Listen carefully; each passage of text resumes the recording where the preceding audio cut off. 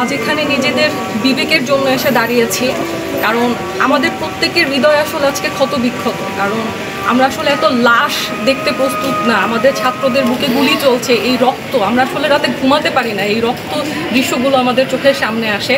আমরা শুধু চাই আমাদের ছাত্রদের বুকে যেন আর কোনো গুলি না চলে, কাউকে যেন বিনা অপরাধে ধরে নিয়ে যাওয়া না হয়। এবং আমাদেরও একজন ছাত্রকে ধরে নিয়ে যাওয়া হয়েছে, তাকে যেন মুক্ত করে দেওয়া হয়, নিরীহ একটা ছেলে।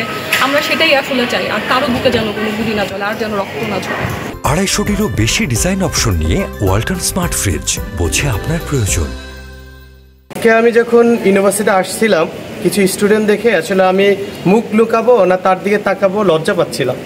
আমার স্টুডেন্টরা রাস্তায় মার খাচ্ছে, গুলিবিদ্ধ হচ্ছে, রক্তাক্ত হচ্ছে, বিনা অপরাধে জেলে নিয়ে যাচ্ছে। তো আমাদের একটাই দাবি যে আর কোনো গুলি যেন না হয়, আর কোনো মায়ের সন্তানের বুকে যেন গুলি না লাগে। এইটা আমাদের সরকারের কাছে আমাদের দাবি, যে আমরা আর একটা লাশও দেখতে চাই না।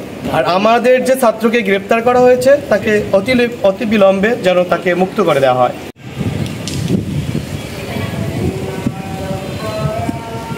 আমরা গত একটা মাস ধরে যে নিধন দেখেছি, এটাকে গণহত্যা ছাড়া অন্য কিছু বুঝতে পারছি না।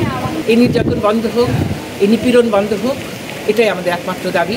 যে আর একটি গুলিও যেন খরচ না হয়, আমাদের পয়সায় কেনা আর একটা গুলিও যেন কারো প্রাণ কেড়ে না নেয়, এটা আমাদের একমাত্র দাবি আছে।